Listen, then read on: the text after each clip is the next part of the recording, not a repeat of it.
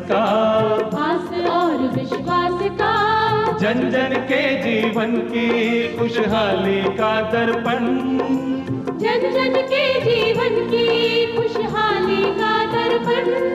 ये है कृषि दर्शन,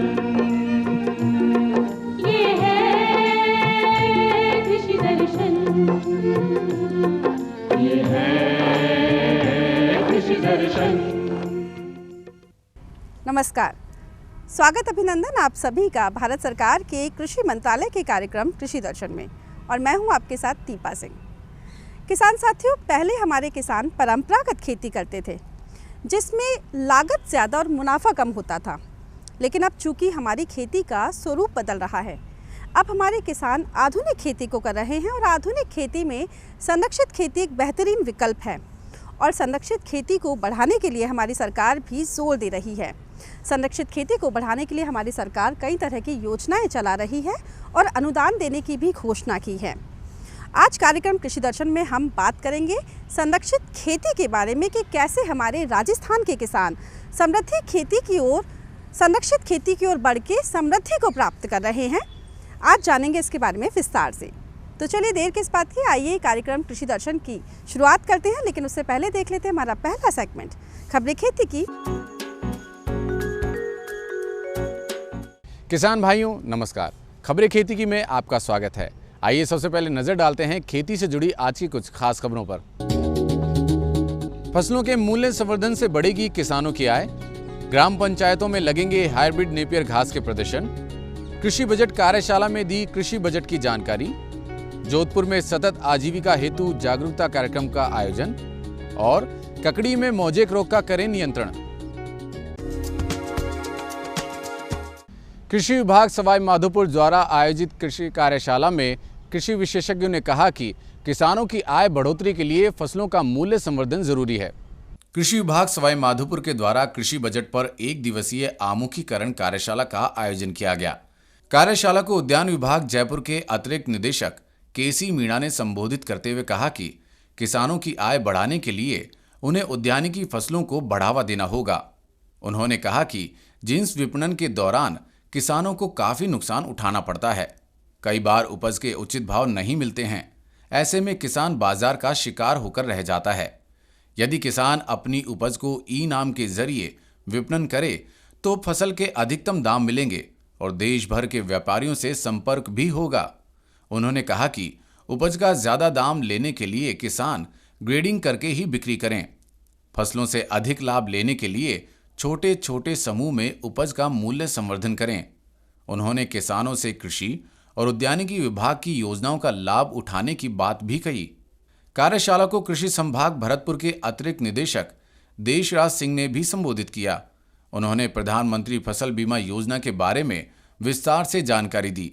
भरतपुर के उद्यान विभाग के संयुक्त निदेशक डॉक्टर योगेश कुमार शर्मा ने राज किसान सुविधा ऐप को अपने मोबाइल में डाउनलोड करने की बात किसानों से कही।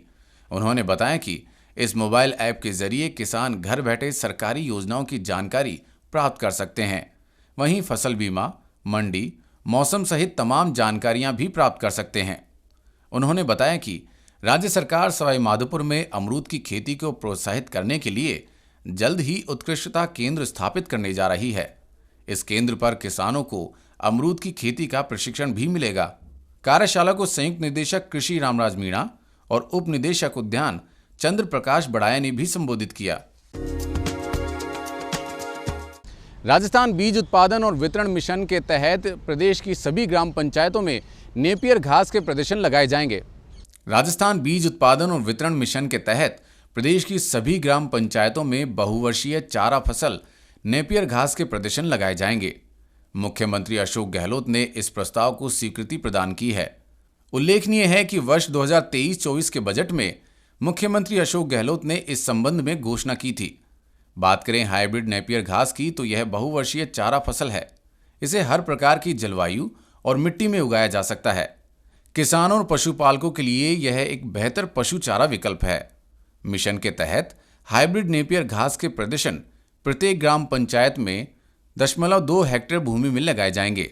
यह प्रदर्शन प्रगतिशील किसान, विभाग के फार्म, कृषि प्रशिक्षण केंद्र और प्रमुख गौशालाओं में लगाए जाएंगे ताकि ज़्यादा से ज़्यादा किसान नेपियर उत्पादन के लिए प्रोत्साहित हों। नेपियर घास पर हुए अनुसंधान में इस घास को पशु आहार में शामिल करने से उनकी दुग्ध उत्पादन क्षमता में बढ़ोतरी होती है। मुख्यमंत्री ने प्रदर्शन लगाने के लिए कृषक कल्याण कोष से 23 करोड़ रुपए का बजट स्वीकृत किया है। कृषि बजट पर जिला स्तरीय कार्यशाला का आयोजन बूंदी जिला प्रमुख चंद्रावती कंवर की अध्यक्षता में किया गया। कार्यशाला में योजनाओं के प्रचार प्रसार पर जोर दिया गया। कृषि योजनाओं का लाभ किसानों तक पहुंचाने के उद्देश्य से जिला कलेक्ट्रेट सभागार में कृषि विभाग के द्वारा आमुखीकरण कार्यशाला का आयोजन किया गया। कार्यशाला की अध्यक्षता जिला प्रमुख चंद्रावती कंवर ने की। अतिरिक्त जिला कलेक्टर मुकेश कुमार चौधरी ने भी कार्यशाला को संबोधित किया। संयुक्त निदेशक कृषि महेश कुमार शर्मा ने कार्यशाला में बताया कि सरकार ने कृषक कल्याण कोष की राशि को इस बार बढ़ाकर 7,500 करोड़ किया है। उन्होंने राजस्थान सूक्ष्म सिंचाई मिशन, जैविक खेती मिशन, बीज उत्पादन और वितरण मिशन, मिलेट्स प्रोत्साहन मिशन, संरक्षित खेती मिशन, उद्यानिकी विकास मिशन, फसल सुरक्षा मिशन, भूमि उर्वरता मिशन, कृषि श्रमिक स्वावलंबन मिशन, कृषि तकनीकी मिशन, खाद्य प्रसंस्करण मिशन और राजस्थान युवा कौशल और क्षमता संवर्धन मिशन के बारे में जानकारी दी। परियोजना निदेशक आत्मा PL मीणा ने बजट घोषणाओं और विभागीय योजनाओं के बारे में विस्तार से बताया। उपनिदेशक उद्यान राधेश्याम मीणा ने सौर ऊर्जा, सूक्ष्म सिंचाई, पॉली हाउस, पैक हाउस, प्याज भंडारण सहित दूसरी योजनाओं के बारे में जानकारी दी। जिला परिषद सदस्य सीताराम सैनी, भवनलाल मीणा, अनीता कुमारी मीणा, कृष्णचंद्र वर्मा और कंचन बाई सहित अन्य जनप्रतिनिधियों ने कार्यशाला में भाग लिया। कृषि विश्वविद्यालय जोधपुर द्वारा जालीपा गांव में सतत किसान प्रथम आजीविका कार्यक्रम हेतु जागरूकता कार्यक्रम आयोजित किया गया। कार्यक्रम को कृषि विज्ञान केंद्र गुड़ामलानी के वरिष्ठ वैज्ञानिक और अध्यक्ष डॉक्टर BL मीणा ने संबोधित किया। उन्होंने बताया कि किसानों को इस परियोजना के तहत जुड़कर अधिक से अधिक लाभ उठाना चाहिए। उन्होंने किसानों को प्राकृतिक खेती के बारे में जानकारी दी। उन्होंने बताया कि प्राकृतिक खेती करने से कृषकों को बहुत से फायदे स्वयं ही दिखाई देंगे। पादप संरक्षण के विषय विशेषज्ञ डॉक्टर BL जाट ने किसानों को खरीफ फसलों की उन्नत किस्मों के बारे में जानकारी दी। डॉक्टर रावताराम भाकर ने किसानों को पशुओं के टीकाकरण, डीवॉर्मिंग के बारे में विस्तार पूर्वक जानकारी दी। मनप्रीत सिंह ने सभी किसानों का स्वागत करते हुए इस प्रोजेक्ट की रूपरेखा के बारे में बताया। सरपंच प्रतिनिधि सोहन सिंह ने किसानों को इस परियोजना से जुड़कर अधिक से अधिक लाभ लेने का आग्रह किया। किसान भाइयों, ककड़ी की फसल को मोजेक रोग नुकसान पहुंचाता है। समय रहते उचित रसायन के छिड़काव से रोग पर नियंत्रण पाया जा सकता है। ककड़ी की फसल में मोजेक रोग लगता है। रोग के चलते पत्तियों पर गहरा और हल्का पीलापन लिए हुए हरे रंग के धब्बे हो जाते हैं। पौधे बौने रह जाते हैं। इससे उत्पादन पर विपरीत प्रभाव पड़ता है। यह रोग विषाणु के द्वारा फैलता है। इस रोग के नियंत्रण के लिए किसान भाई छोटी अवस्था में जैसे ही खेत में रोगी पौधे नजर आते हैं उन्हें नष्ट कर देवें। यदि फल लग रहे हैं तो रोगी फलों को तोड़कर फसल पर मैलाथियोन 1 मिलीलीटर प्रति लीटर पानी में घोल बनाकर छिड़काव करें। किसान भाइयों, खबरें खेती की में आज बस इतना ही। आप देखते रहिए कृषि दर्शन। नमस्कार। किसान साथियों, ब्रेक के बाद आप सभी का बहुत बहुत स्वागत है और आप देख रहे हैं कार्यक्रम कृषि दर्शन। किसान साथियों, आज हम बात करेंगे संरक्षित खेती के बारे में। एक ऐसी खेती जो एक बेहतरीन विकल्प है आधुनिक खेती का, क्योंकि अभी हमारे लघु और सीमांत किसान बढ़ रहे हैं लेकिन जोत धीरे धीरे कम हो रही है। ऐसे में क्यों ना हम संरक्षित खेती के माध्यम से ज़्यादा मुनाफा प्राप्त करें, ज़्यादा से ज़्यादा आमदनी प्राप्त करें। और हमारी सरकार भी संरक्षित खेती को बढ़ाने के प्रयास कर रही है। हमारी सरकार भी इसके लिए योजनाएं चला रही है, अनुदान देती है, जैसे कि संरक्षित खेती मिशन पर कार्य कर रही है। कैसे हमारे किसान समृद्धि की ओर बढ़ रहे हैं इस संरक्षित खेती के माध्यम से, आज खास तौर पर हम इसी के बारे में बातचीत करेंगे। और आज इस विषय पर बातचीत करने के लिए कार्यक्रम में खास तौर पर हमारे साथ मौजूद है हमारे आज के खास एक्सपर्ट भवराराम कड़वा जी। आप हैं संयुक्त निदेशक केंद्रीय प्रवर्तित योजना उद्यान। डॉक्टर साहब, बहुत बहुत स्वागत, अभिनंदन हमारे कार्यक्रम कृषि दर्शन में। नमस्कार जी। डॉक्टर साहब, चूँकि आज हम बात करेंगे संरक्षित खेती के बारे में, तो सबसे पहले आपसे यही पूछना चाहेंगे कि संरक्षित खेती आखिर क्या है? दीपा जी, जैसे अभी आपने बताया, देश के अंदर जो खेती का आकार है वो कम होता जा रहा है और लघु और सीमांत काश्तकार, जो बड़े काश्तकार थे, उससे लघु और सीमांत काश्तकारों की संख्या बढ़ती जा रही है। तो खेती के अंदर और जो देश के अंदर जो बढ़ती हुई आबादी है उसको किस प्रकार से खिलाया जाए, खाना खिलाया जाए, फ्रूट्स खिलाए जाए, वेजिटेबल्स खिलाए जाए, तो इनकी सब की पूर्ति के लिए सरकार द्वारा संरक्षित खेती मिशन शुरू किया गया है। जैसा कि नाम से विदित है, संरक्षित खेती ऐसी खेती जो इन्वायरमेंट, वायुमंडल, तापमान, इन सब के विपरीत लड़ते हुए कम यूनिट एरिया के अंदर अधिक उत्पादन लिया जाए, इसी का नाम संरक्षित खेती है। तो इसके जो मुख्य कंपोनेंट है उसके बारे में मैं अगर चर्चा करूं तो आज उद्यान विभाग के अंदर जो संरक्षित खेती के मुख्य कंपोनेंट है उसके अंदर है green house, shed net house, low tunnel, plastic mulch. ये वो विधाएं हैं जिसके अंदर पानी, कम पानी के अंदर और इन्वायरमेंट को कंट्रोल करते हुए काश्तकार अधिक उत्पादन और उत्पादकता ले सके। जैसे कि भारत सरकार का मिशन है कि 2022 के अंदर काश्तकार की इनकम को डबल किया जाना है। इनकम डबल करने के लिए उत्पादन और उत्पादकता दोनों में वृद्धि करनी पड़ेगी। काश्तकार की लागत कम करनी पड़ेगी और उसका मुनाफा बढ़ाना पड़ेगा। तो संरक्षित खेती के अंदर, जैसा दीपा जी आप कह रहे हो, इससे काश्तकार का जो मुनाफा है वो डबल से 3 गुना मुनाफा हो सकता है। और वो जो खेती 1 हेक्टेयर में या 10 हेक्टेयर में होती थी उसके बराबर एक जो हमारा ग्रीन हाउस या पॉली हाउस का जो स्ट्रक्चर होता है 4000 स्क्वायर मीटर, उसके अंदर भी साल के अंदर एक काश्तकार 10 से 15 लाख, ये सुनने में बड़ा अजीब लगता है, एक 4000 स्क्वायर मीटर एरिया या जिसको 0.4 हेक्टेयर एरिया बोलते हैं, उसके अंदर एक काश्तकार 10 से 12 लाख शुद्ध इनकम एक साल में ले सकता है। तो ये संरक्षित खेती का जीता जागता उदाहरण है और इसी को देखते हुए भी काश्तकार इसकी ओर आकर्षित हो रहे हैं और सरकार भी इसमें बहुत सारी सुविधाएं बढ़ा रही है जिससे कि उत्पादन के अंदर वृद्धि हो सके और ये सुविधा आम काश्तकार तक जा सके। जी बिल्कुल, आपने कहा कि सरकार भी इसके लिए जोर दे रही है और काश्तकार की इनकम को बढ़ाना ही सरकार का उद्देश्य है। आपसे पूछना चाहेंगे कि क्या भविष्य देखते हैं आप संरक्षित खेती का, अगर हम राजस्थान के संदर्भ में बात करें? दीपा जी, अगर संरक्षित खेती और राजस्थान की बात की जाए तो आज ये दोनों के पर्याय बन चुके हैं। जैसा कि राजस्थान के नाम से दूसरे लोग सोचते हैं कि राजस्थान ऐसा प्रदेश है जहाँ पीने को पानी नहीं है, वहाँ उत्पादन कैसे होगा। उसका सबसे बड़ा अगर उदाहरण देखा जाए, राजस्थान के कुछ पर्टिकुलर एरिया को देखा जाए, जैसे जयपुर के पास में एक बसेड़ी एरिया है जिसको गुड्डा कुमावतान बसेड़ी करके एक एरिया, उसके अंदर करीब 400 से 500 काश्तकारों ने ग्रीन हाउस लगा रखे हैं। हमारे अभी भारत सरकार के सचिव आए थे कृषि मंत्रालय के, आहूजा साहब, उन्होंने क्या कहा था, it is global hub. I never seen such type of activity in a particular concentrated area.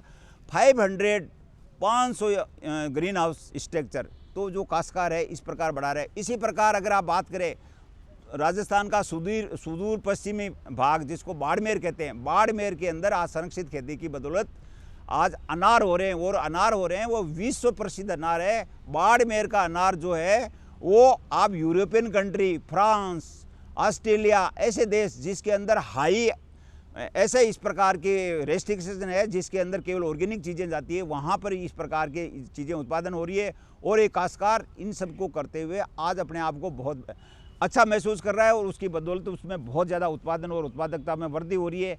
तो मैं अगर ग्रीन हाउस के और प्रोटेक्टेड खेती के कल्टीवेशन की बात करें तो पहला हमारा जो कंपोनेंट होता है वो ग्रीन हाउस या इसको पॉली हाउस कहते हैं। ये एक स्ट्रक्चर होता है जो लोहे के ढांचे पर बनता है और उसके ऊपर पॉली फिल्म लगा करके और साइड के अंदर शेड नेट लगा करके उसके अंदर साल भर इन्वायरमेंट या वातावरण को नियंत्रण करने की क्षमता होती है।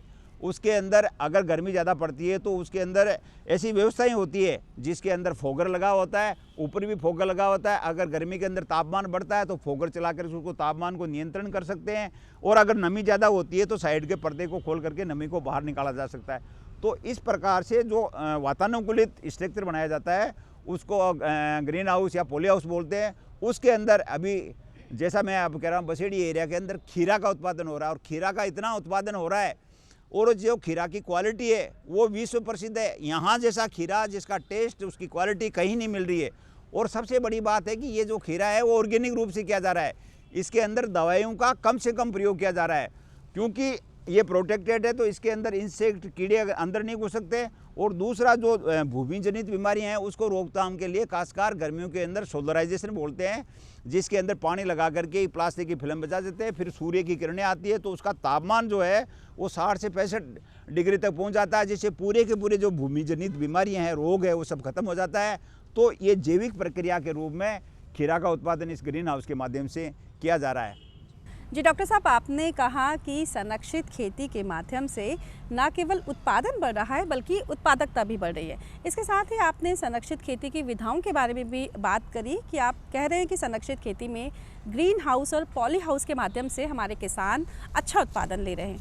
इसके अलावा भी शेडनेट है, मल्चिंग है, लो टनल है, इसके बारे में भी आप हमारे किसानों को थोड़ा विस्तार से बताइए। देखो खासकर भाई, जैसे नाम से विदित है, ग्रीन हाउस के अंदर 90% तक अपने वातावरण को कंट्रोल कर सकते हैं, जिसमें गर्मी, धूप, हवा, तापमान सब कुछ कर सकते हैं। और जो शेडनेट हाउस है ये सेमी प्रोटेक्टेड होता है, इसके ऊपर जो है प्लास्टिक की फिल्म न लग करके उसके अंदर शेडनेट या मेश की जाली लगती है। 40 मेश से लेकर के 80 मेश की जाली लगती है, जिसके अंदर हवा कुछ हद तक अपने इन्वायरमेंट को कंट्रोल कर सकते हैं। तो इसके अंदर इसकी कॉस्ट है वो लो कॉस्ट स्ट्रक्चर है। इसके अंदर इस प्रकार की अपने सब्जियां वगैरह लगाते हैं, जिससे क्या है कीड़े हैं वो जो मेष की जो जाली 40 मेष की या 60 मेष की जाली लगी हुई है तो उसके अंदर कीड़ों का प्रकोप अंदर होता नहीं है। और जो सन की जो हानिकारक किरणें होती है सूर्य की, वो भी नहीं आ सकती, जिसको बोलते हैं अल्ट्रा वायलेट रेड नहीं आ सकती, अल्ट्रा वायलेट किरणें हैं वो नहीं आ सकती। और जो लाभदायी किरणें हैं जिससे वातावरण के अंदर पौधे का भोजन बना सकते हैं, वो किरणें इसके अंदर आती है, जिससे इसके अंदर कंट्रोल कंडीशन के अंदर फसल ले सकते हैं। इसके अंदर ऐसी फसलें, जैसे अगर बात करें आजकल जो फसलें चल रही है, खीरा है, खीरा के अलावा अगर सब्जी की बात करें, या आजकल जो फूलों का व्यापार है, फूल भी बहुत बड़े हैं, तो फूलों अगेती फूल की खेती कर सकते हैं। तो इस प्रकार से खेती करके फूल की कर सकते हैं, मिर्च लगा सकते हैं, कलर्ड कैप्सिकम जिसको बोलते हैं उसका मार्केट है। इसके अलावा सैलरीज के लिए कुछ सलाद के जो आइटम है उनका इसके अंदर उत्पादन लेकर के काश्तकार भाई जो मौसम के विपरीत परिस्थितियों के अंदर खेती कर लेता है, जो आम सीजन आती है फसल की उससे पहले उसके अंदर फसल ले लेता है, जिससे क्या होता है कि काश्तकार को जो मार्केट के अंदर या बाज़ार के अंदर है उच्चतर उसको दाम मिलते हैं। क्योंकि आप जैसे मानते हो जब किसी फसल की सीज़न आ जाती है उस समय तो उसके भाव डाउन हो जाते हैं। अगर वो सीज़न से पहले या सीज़न के बाद में अगर कोई फसल मार्केट में आती है तो उसको उचित या अधिक मूल्य मिलते हैं, तो काश्तकार उससे आपको अधिक मूल्य लेकर के अच्छा मुनाफा कमा सकता है। जी डॉक्टर साहब, आपने जैसा बताया कि बेमौसमी फलों की और सब्जियों की खेती भी हम संरक्षित खेती के माध्यम से कर सकते हैं। अब आपसे जानना चाहेंगे कि ऐसे कौन से हमारे सफल राजस्थान के किसान हैं जो संरक्षित खेती के माध्यम से सफलता हासिल कर रहे हैं। किसान भाइयों, राजस्थान के किसानों में ने भी सफलता की बहुत लंबी गाथाएँ लिखी है। सर्वप्रथम राजस्थान सरकार द्वारा 2012 के अंदर कुछ जो प्रगतिशील काश्तकार है उनको इजराइल सरकार के द्वारा इजराइल का विजिट कराया गया था। इजराइल विजिट कराने के बाद में 2012 के बाद में ये जो संरक्षित खेती के पंख लग गए, और जहाँ पर 2012 में इक्का दुक्का ग्रीन हाउस या शेडनेट हाउस होता था, आज उसका लाखों स्क्वायर मीटर में अगर बात करें 2008 से लेकर के 2021-22 तक 55 लाख स्क्वायर मीटर के अंदर ग्रीन हाउस लगे थे। और पिछले साल की बात करें, पिछला फाइनेंशियल ईयर 22-23 के अंदर अकेले के अंदर 22 लाख स्क्वायर मीटर के अंदर ग्रीन हाउस और शेडनेट हाउस की स्थापना की गई है। अपने आप में रिकॉर्ड है, और मैं ये सोचता हूँ इंडिया के अंदर राजस्थान पायनियर है जिसे ये कर रहा है। तो इसके जो काश्तकार है, उसी टाइम जैसे एक काश्तकार था खेमाराम, वो उसने इजराइल विजिट किया था, वो आज बहुत सफल काश्तकार है। इसके अलावा गंगाराम शेपट है, अगर ऐसे हज़ारों काश्तकार है, कानाराम यादव है, रामनारायण चौधरी है, तो इस प्रकार के लाखों काश्तकार है। और मैं आपसे ये बात और करूं कि यहाँ पर देश विदेश के सभी हिस्सों से काश्तकार विजिट करने के लिए आ रहे हैं और देख रहे हैं कि किस प्रकार राजस्थान के अंदर ग्रीन हाउस और संरक्षित खेती को प्रचारित किया और कैसे इससे अधिक उत्पादन और उत्पादकता ले सकते हैं। इसमें सबसे जो बड़ी चीज़ होती है, राजस्थान के अंदर जो विपरीत परिस्थितियों के अंदर यहाँ क्या पानी की कमी है और धूप ज़्यादा पड़ती है, सर्दी भी ज़्यादा पड़ती है। तो इन सभी परिस्थितियों को बचाने के लिए बहुत अच्छा। अगर आप देखें अभी गर्मियों की बात करें तो गर्मियों के अंदर यहाँ पर 48 डिग्री तक टेम्परेचर चला जाता है, और सर्दियों के अंदर बात करें तो -0 तक या -1 तक जाकर के 5 डिग्री पर जाते थे, पाला पड़ जाता है। तो इन विपरीत परिस्थितियों में इस ग्रीन हाउस ने यहाँ के काश्तकारों को जीवन दान दिया है, और उसी जीवन का दान के बदौलत आज ये देश के अंदर अपना परचम है राजस्थान लहरा रहा है। जितना कार्यक्रम राजस्थान के अंदर ग्रीन हाउस, शेडनेट हाउस और माइक्रो इरिगेशन में हुआ है, देश के अन्य हिस्सों में नहीं हुआ। क्योंकि यहाँ की स्थिति देखा जाए तो राजस्थान के अंदर 10.5% भूभाग है, और यहाँ जल की मात्रा की बात करें तो जल 1% जल है। तो इस 1% जल से भी हम 100 गुना फसल लेने की कोशिश करते हैं, और ये जो पानी है उसको रिसाइकिल करते हैं। शेडनेट के अंदर, ग्रीन हाउस के अंदर जितना भी पानी होता है उसको हम कलेक्ट करते हैं, जिसको वाटर हार्वेस्टिंग स्ट्रक्चर कहते हैं, WHS कहते हैं। उसी पानी को रिसाइकिल करके वो फार्म पॉन्ड के अंदर इकट्ठा करते हैं, और फार्म पॉन्ड के अंदर सोलर लगाते हैं। उस सोलर से उसको रिसाइकिल करके, मतलब ऐसा उदाहरण नहीं मिलेगा जिसकी पानी की एक बूंद भी वेस्टेज नहीं जाती है। इसके अंदर जो ड्रिप से जो पानी की फसलों की रिक्वायरमेंट होती है वो सिर्फ 10 से 15% होती है, और उसके ऊपर भी मल्च लगा देते हैं, प्लास्टिक के मल्च लगा देते हैं, जिससे पानी उससे उड़ के ऊपर नहीं जाता है। और जो खरपतवार है वो खरपतवार भी इसके अंदर से उसका जो खर्चा होता है खरपतवार निकालने का वो भी बच जाता है। तो इस प्रकार से ये एक पूर्ण खेती की विद्या है जिसके द्वारा बहुत अच्छा उत्पादन लिया जा सकता है। और दूसरी बात एक है, जो इसके अंदर जो उत्पाद मिलता है या जो क्वालिटी होती है, उसकी शाइनिंग, उसका कलर, उसका टेस्ट, उसकी खुशबू का कोई सानी नहीं है। अपने आप में एक बहुत बड़ा जीता जागता उदाहरण है ये। जी डॉक्टर साहब, आपने बिल्कुल सही बात कही कि राजस्थान में प्रतिकूल परिस्थितियों के बावजूद भी हमारा किसान, जैसे पानी की कमी है, तापमान में बढ़ोतरी है, अगर संरक्षित खेती को अपनाता है तो ना केवल उत्पादन ज़्यादा होगा बल्कि आय में भी इजाफा होगा। डॉक्टर साहब, आपने बहुत ही अच्छी और बहुत ही बेहतरीन बात संरक्षित खेती के बारे में कही। आपने बहुत ज्वलंत उदाहरण से हमारे जो भी किसान साथी उन्हें संरक्षित खेती के बारे में बताया कि किस तरह से इजराइल में जो खेती होती थी वो हमारे राजस्थान के धोरों में भी हो रही है, और इस खेती के माध्यम से न केवल हमारा किसान अच्छी आमदनी लेगा बल्कि अच्छा उत्पादन भी लेगा। आप हमारे कार्यक्रम में आए और आपने ढेर सारी जानकारी हमारे किसान साथियों को संरक्षित खेती के माध्यम से बताई कि संरक्षित खेती करके कैसे हमारे किसान ज़्यादा से ज़्यादा आमदनी ले सकते हैं। इसके लिए आपका बहुत बहुत धन्यवाद। तो किसान साथियों, देखा आपने कि किस तरह से हमारे राजस्थान के किसान संरक्षित खेती के माध्यम से समृद्धि की ओर बढ़ रहे हैं।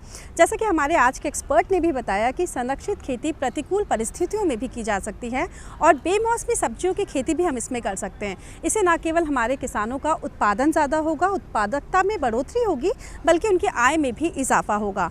और जैसा कि कार्यक्रम में आपको बताया कि संरक्षित खेती हमारे धोरों में वरदान साबित हो रही है, तो क्यों ना हमारे किसान भी संरक्षित खेती को अपनाएं और समृद्धि की ओर बढ़ें। आपको हमारा आज का ये कार्यक्रम कैसा लगा, आप हमें पत्रों के माध्यम से बता सकते हैं।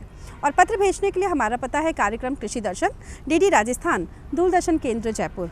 और किसान साथियों, अगर आप हमसे डिजिटल माध्यम से जुड़ना चाहें तो उसके लिए आप हमें ईमेल भी कर सकते हैं। हमारा ईमेल ID है krishidarshanjaipur@gmail.com। और हमेशा की तरह हमें रहेगा आपके पत्रों और आपके ईमेल्स का इंतज़ार। किसानों की बात किसानों के साथ और किसानों का विकास, इन सभी का दर्पण है आपका अपना कार्यक्रम कृषि दर्शन। तो आज कार्यक्रम कृषि दर्शन में फ़िलहाल के लिए बस इतना ही। लेते हैं आपसे आज्ञा, लेकिन फिर हाजिर होंगे आपके अपने कार्यक्रम कृषि दर्शन में खेती किसानी की एक नई जानकारी को लेकर एक नए विषय के साथ। तब तक के लिए हमें दीजिए आज्ञा। नमस्कार।